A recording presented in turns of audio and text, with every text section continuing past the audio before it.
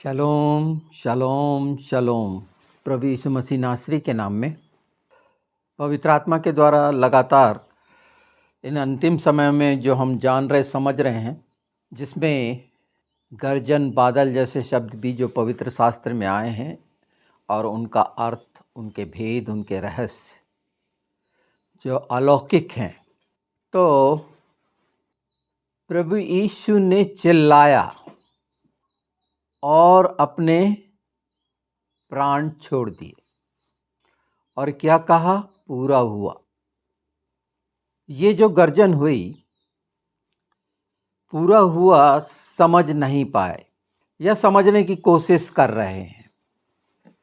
ऐसा ही है ना, पवित्र शास्त्र में हाबिल का जब हत्या हुई तो लहू चिल्ला चिल्ला कर कह रहा है, पुकार रहा है परमेश्वर को, और परमेश्वर वहां जवाब देते हैं। आगे बढ़ते हैं इससे भी। हाबिल नकारा, किसी काम का नहीं, इसका मतलब होता है प्रभु यीशु तुच्छ, कोई पहचान नहीं, कोई शकल सूरत नहीं। यशायाह 53। और प्राण और लहू, पहला आदम का पुत्र, यहाँ से तीसरे दिन खड़ा करूँगा। पहली बार वही हुआ हाबिल के साथ, दूसरी बार प्रभु यीशु के साथ। उन हिस्सों को पहचानिए, कैन के हिस्से को जो आज पाया जाता है, हाबिल और कैन, प्रभु यीशु और वो तमाम मसीह विरोधी, परमेश्वर की बैरी दुष्ट आत्माएं और उनको मानने वाले। परमेश्वर ने जो शुरू से रख दिया कि हम पहचान लें, इन बातों को पहचानें कि वो बात जो घटित हुई पहली बार, दूसरी बार, और उस दरमियान हाबिल और प्रभु यीशु के दरमियान जो घटनाक्रम है कि कैसे कैसे, और आज 2000 साल से इन समयों तक, जब तक वो आ ना जाए, वो घटनाक्रम।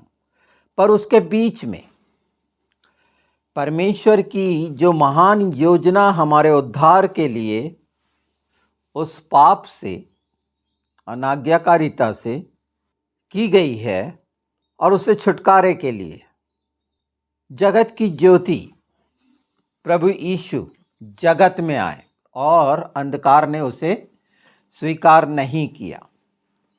अब जब हम जगत की ज्योति बोलते हैं तो परमेश्वर ने, जो स्वयं परमेश्वर है, अर्थात प्रभु यीशु, पिता, पुत्र, पवित्र आत्मा, ये तीनों परमेश्वर हैं। पर प्रभु यीशु का कार्य मनुष्य होकर कि हम उसको जान लें, समझ लें। तो कैसे बना जगत की ज्योति? प्रभु यीशु कैसे बने? और उसके लिए मेनोरा रखा गया, दीवट। हम प्रकाशित वाक्य में भी देखते हैं 7 कैंडल स्टैंड। आज इसको जान जाएं, पहली चीज है ना, तो पहचानने लगेंगे कि प्रभु कैसे जगत की ज्योति है, यीशु। तो जो बनाने की प्रक्रिया देखिए, एक्सोडस 37, निर्गमन उसका 17। फिर उसने चोखा सोना गढ़ के पाए और डंडी समेत दीवट को बनाया। उसके पुष्पकोश, गांठ और फूल सब एक ही टुकड़े के बने, और दीवट से निकली हुई 6 डालियां बनी। 3 डालियां उसके एक ओर से और 3 डालियां उसके दूसरी ओर से निकली हुई बनी। एक डाली में बादाम के फूल के सरीखे 3-3 पुष्पकोश, एक एक गांठ और एक एक फूल बना। दीवट से निकली हुई उन 6 डालियों का यही आकार हुआ। और दीवट की डंडी में बादाम के फूल के समान अपनी अपनी गांठ और फूल समेत 4 पुष्पकोश बने, और दीवट से बनी हुई 6 डालियों में से 2-2 डालियों के नीचे एक एक गांठ दीवट के समान एक ही टुकड़े की बनी। गांठें और डालियां सब दीवट के साथ एक ही टुकड़े की बनी। सारा दीवट गढ़े हुए सोने का एक ही टुकड़े का बना, और उसने दीवट के 7 दीपक और गुल तराश और गुलदान चोखे सोने के बनाए। एक ही टुकड़े का, एक ही टुकड़े का और एक ही टुकड़े का कैसे बना? आसान है। एक ही टुकड़े का ये सारी आकृति देना कितना असंभव, कितना पीटा गया होगा हथौड़े से, कितना सारा, और एक ही टुकड़े का बनाना है, कुछ नहीं अलग से, और उसका एक किक्कार भर का उसका वजन था। अभी हम वजन पे नहीं जा रहे हैं, नाप और वजन की बात हमने करी है, पर जो इतनी मुख्य घटना पवित्र शास्त्र में स्पष्ट, और वो बना जो आसान नहीं था, कितनी कठिनाइयों से। और हम मानते हैं प्रभु यीशु, प्रकाशित वाक्य अगर हम 4 देखते हैं तो स्पष्ट है कि प्रभु यीशु ही वो दीवट है, वो 7 आत्माओं सहित।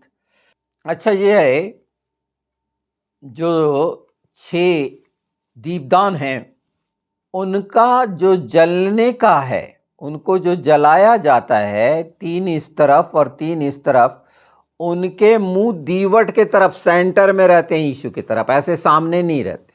अभी हम इस सब लिखे हुए को इसीलिए ये बता रहा हूं कि ये इतना महत्वपूर्ण है कि अगर हम पढ़ते हैं इसे तो इतने आसानी से नहीं बन गया।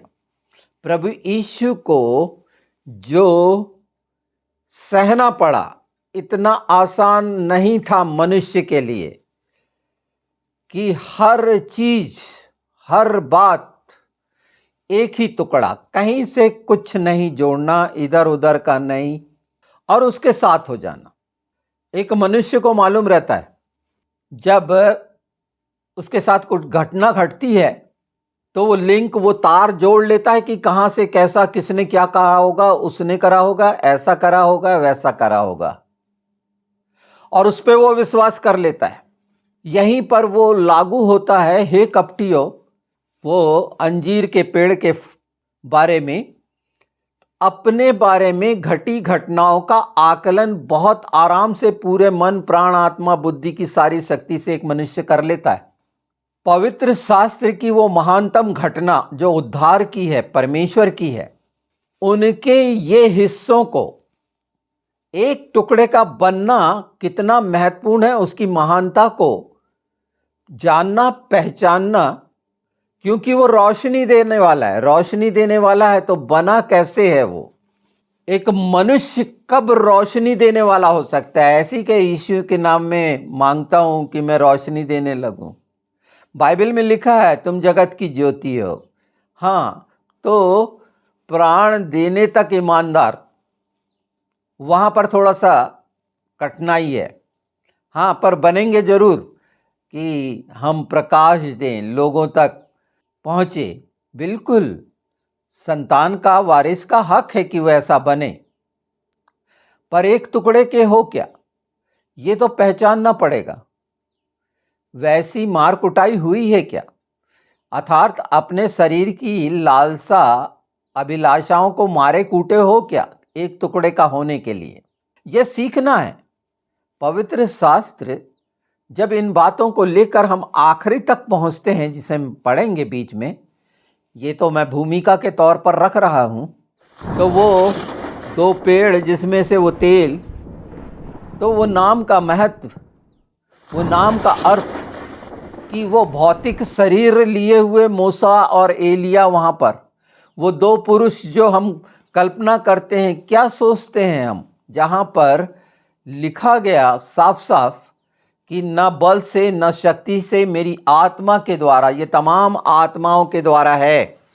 और वो 7 आत्माओं का जो प्रकाशित वाक्य में उल्लेख है, आप यशाया में देखेंगे कि वो 7 आत्माएं कौन कौन सी हैं। यशाया 11, ये आत्मा के अनुसार होना है। गर्जन को समझना है ना, गर्जन के 7 शब्दों को समझना है ना, तो इन चीज़ों से होते हुए समझेंगे ना कि एक टुकड़ा जो मेनोरा का, वो हम हैं क्या। उस तरह से हमने सारी चीज़ें अलग की हैं क्या प्रकाश देने के लिए, उसके साथ हुए हैं क्या कि हम जानने लगें और समझने लगें, नहीं मांगने लगें और एकदम आसानी से ये सारी चीज़ें। इच्छाएं रखना कौन सी बुरी बात है, नहीं है। परमेश्वर कहता है तुम फ्री हो, पर उसके लिए तैयार हो क्या। यहाँ प्राण का मतलब क्या है, जो लहू में, ये हम सब जानते हैं। अगर इसकी गंभीरता से खूबसूरती को पहचान कर यीशु के नाम में पवित्र आत्मा की मदद से अपने आप की तैयारी इन चीज़ों को सहकर करने की करेंगे, तो वो सवाल ही, इसमें कुछ भी ऐसा जो अनंत जीवन से रोकता हो, संभव ही नहीं। हाँ, उस दिशा में हमारे क्या प्रयास हैं। चलिए थोड़े से पवित्र शास्त्र के ये वचन पढ़ लेते हैं, क्योंकि जकरिया 2 में भी जाएंगे हम इन बातों को लेकर। उनके थोड़े थोड़े अंश पढ़ते हैं यहाँ पर आप इसे पूरा पढ़ना। कुछ ज़्यादा मैं रेफरेंस नहीं दे रहा हूँ, 2-4 अध्याय हैं और जिसे पढ़ सकते हैं। और ये प्रकाश के बारे में संपूर्ण वो बात जो आवश्यक था समझने के लिए, समझ खोलने के लिए, वो पवित्र आत्मा आपके सामने रख रहे हैं। अब चुनाव आपको करना है कि मैं इसको पढ़ के और समझूं और उन सच्चाइयों को जानूं जो परमेश्वर ने पहले से रख दी है।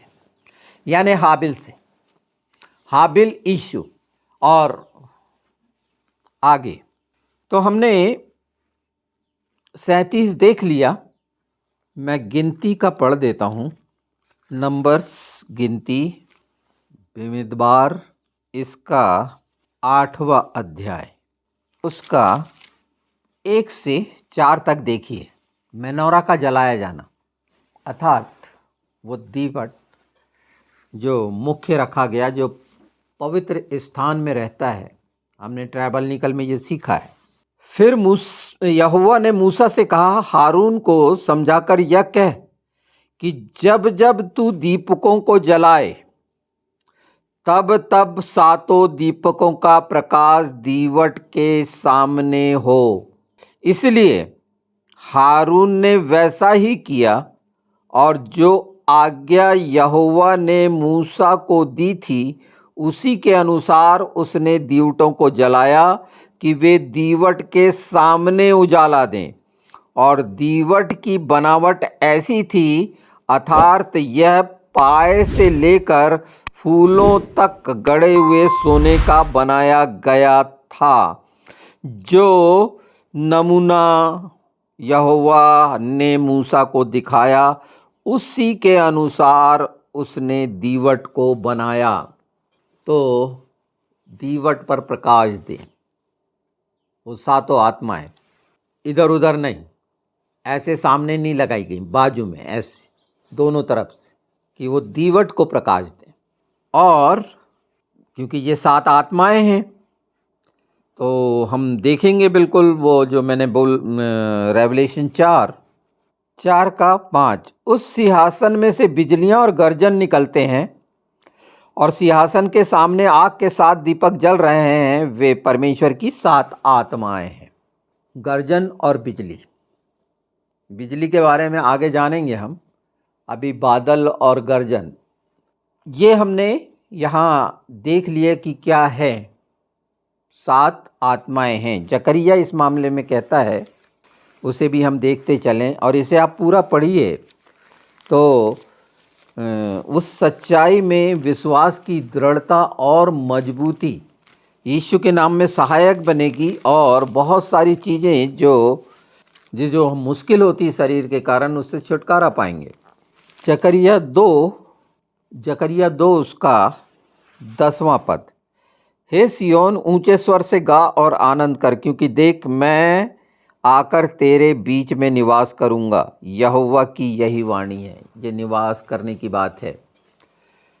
यहोवा ही याशुआ है, याशुआ ही यहोवा है। हाँ, पुत्र पिता का एक रिलेशन इस जगत में आने के कारण हुआ है। तो कमतर ना जाने, वह हाबिल की तरह जो बन गया, ऐसा ना जाने कि एक मेमना जो वध कर दिया गया, उसको उस दृष्टि से नहीं। जब वो आएगा, यहूदा का बब्बर कहा गया है, और उस समय कुछ भी नहीं कह देगा, मैं नहीं जानता। थोड़ा सा आगे बढ़ते हैं इसका।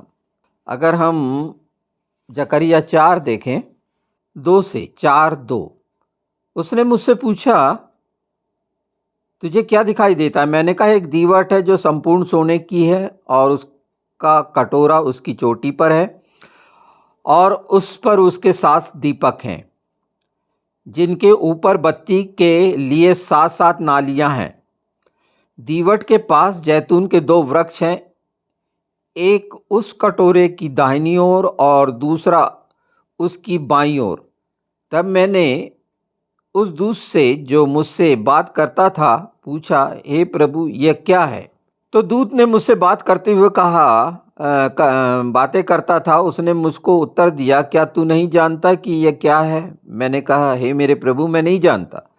तब उसने मुझे उत्तर देकर कहा, जरुब्बाबेल के लिए यहोवा का यह वचन है, न तो बल से और न शक्ति से, परंतु मेरी आत्मा के द्वारा होगा। मुझ सेनाओं के यहोवा का यही वचन है। यहाँ से निकल के आई है वो बात। आगे चलते हैं हम 4:10, क्योंकि कितनी छोटे बातों का दिन तुच्छ जाना है, क्योंकि किसने छोटी बातों का दिन तुच्छ जाना है। यहोवा अपनी इन 7 आँखों से सारी पृथ्वी पर दृष्टि करके साहुल को जरुब्बाबेल के हाथ में देखेगा और आनंदित होगा। तब मैंने उससे फिर पूछा, ये 2 जैतून के वृक्ष क्या हैं जो दीवट की दाहिनी ओर और बाईं ओर हैं? फिर मैंने दूसरी बार उससे पूछा, जैतून की 2 डालियां क्या हैं जो सोने के 2 नालियों के द्वारा अपने में से सुनहरा तेल उंडलती हैं? उसने मुझसे कहा, क्या तू नहीं जानता कि ये क्या है? मैंने कहा, हे मेरे प्रभु, मैं नहीं जानता। तब उसने कहा, इनका अर्थ ताजे तेल से भरे हुए 2 पुरुष जो सारी पृथ्वी के परमेश्वर के पास हाजिर रहते हैं। अब इसमें फिजिकली पुरुष को समझ लेंगे क्या? फिजिकली समझेंगे पुरुष को? वहाँ पर जब आत्मा के द्वारा है सारा, तो आत्मा की रीति से जानिए ना। बोल देना मूसा, एलिया, तो मूसा का अर्थ क्या है? वचन, पानी। तो वहाँ जो होना है, वहाँ पर जो रखा जाना है, अगर आत्मा की रीति से जानेंगे और ये भौतिक और शरीर का दूर करेंगे, तो इस बात के लिए, आपकी आत्मा के लिए और अनंत जीवन के लिए लाभ का कारण होगा, क्योंकि ये यही बताया जा रहा है। वहाँ जो प्रमुख हैं, पिता, पुत्र, पवित्र आत्मा हैं स्वर्ग में, उसके अतिरिक्त कोई नहीं। बाकी प्राचीन और ये सारा कुछ, तो आप कौन सा स्थान देते हैं? और वो जो नाम रखे गए हैं, जितने नाम, तो वो यहोवा में आकर, यीशु में आकर सिमट जाते हैं, क्योंकि सब कुछ वहीं से निकला है। तो इसको अलग अलग ना बनाएं। ये कैरेक्टर जो हैं, हम, आप और प्राचीन और वो तमाम गोत्र और भविष्यवक्ता, ये वो सब कुछ, ये अपनी जगह हैं, ये वहीं से निकले हैं और उसी में सब समा जाना है। उसके बाद बहुत सा बाइबल में कहा गया है कि वो परमेश्वर को सौंप देगा, उस समय कुछ भी नहीं रहेगा। तो ये चीज़ें जो इस समय थीं, हम 3 का भी देख लेते हैं। जकरिया 3:7 से, सेनाओं का यहोवा तुझसे यूं कहता है, यदि तू मेरे मार्ग पर चले और जो कुछ मैं तुझे सौंपूं उसकी रक्षा करे, तो मैं तेरे भवन का न्यायी और तेरे आंगनों का रक्षक होगा। और मैं तुझको इनके बीच में आने जाने दूंगा जो पास खड़े हैं। हे यहोशू महायाजक, तू सुन ले, और तेरे भाई बंधु जो तेरे सामने खड़े हैं वे भी सुने, क्योंकि वे मनुष्य शुभ शकुन हैं। सुनो, मैं अपने दास साक को प्रकट करूंगा। पूरा वहीं जा रही ना बात। साक कौन है? नाजरत एक साक है। नाजरत का मतलब साक होता है बैतलहम की साक, है ना। ईशे की जड़ से एक कोपल, वो पूरा प्रभु यीशु वचन परमेश्वर यहाँ यहोशू के लिए। उससे आगे देखते हैं, उस पत्थर को देख जिसे मैंने यहोशू के आगे रखा है। पत्थर कौन है? वो चट्टान कौन है? उस एक ही पत्थर के ऊपर 7 आंखें बनी हैं। सेनाओं के यहोवा की यह वाणी है, देख मैं उस पत्थर पर खोद देता हूं और इस देश के अधर्म को एक ही दिन में दूर कर दूंगा। अधर्म को दूर करने के लिए क्या रखा गया हम देख लिए। प्रभु यीशु उद्धारकर्ता जो मसीहा है, और ये सच्चाइयों के साथ तो जो निवास है, जब सियोन कहा गया शहर पना और उसके बाहर बाहर नापना और बसेगी, ये पूरा होना है, ये पूरा हो रहा है। हम उन हिस्सों को जो कठिन से महसूस होते हैं, अगर संसार के ज्ञान के अनुसार और बुद्धि के अनुसार जानेंगे तो सब स्वतंत्र हैं, पर इतनी खूबसूरत सच्चाइयाँ जो हमारे पवित्र शास्त्र में पाई जाती हैं उद्धार के लिए, वो पहले से जो आदि से निश्चित कर दिया गया और ट्रैवल निकल में सब बातें बता दी। वो स्वयं मनुष्य बनकर आकर कर कर दिखा दिया, जो स्वर्ग का मालिक है और वो फिर आने वाला है। तो इन चीज़ों को आप अगर एक दूसरे से जोड़ नहीं सकते, जोड़ना मेल मिलाप कराना है इन सारी चीज़ों को, जो आपकी आत्मिक उन्नति में आपकी आत्मा के लिए ये सच्चाइयाँ, और भी पवित्र आत्मा से मांगिए कि जब सचमुच में पर काम करना पड़ेगा, वो सारी चीज़ें होंगी। मुंह से बोल देने से कि तेरे सोटे और लाठी से मुझे शांति मिलती है, एक इंसान तभी प्रसन्न हो सकता है जब वो अपने पापों का अंगीकार कर ले और मुझ पर दया हो रही है ये मान ले कि मसीह के द्वारा मेरा उद्धार नहीं था, और उसकी शरण में रहे तो मनमानी अपनी योजनाएं और शैतान के हाथ में जाने से बचेगा, शरीर के का दास नहीं बनेगा, और ये अंतिम समय में उन बातों से, संसार के भय से छूटेगा और परमेश्वर के वास्तविक भय जो अति पवित्र है उसको पहचानेगा। हम आगे और चलेंगे इन गर्जन, बिजली, बादल और ये सुंदर अब 7 आँखें, तो 7 कलीसिया, उसमें अब ये शब्द आपको जो गर्जन के 7 शब्द हैं वो कैसे कैसे पूरे होते हुए हमारी आत्मा पहचानेगी, और जब हम योग्य होंगे तो अचानक से वो आ जाएगा और प्रकाश हो जाएगा, और वो सारी चीज़ें जो छिपी सी लगती हैं वो प्रकट हो जाएंगी।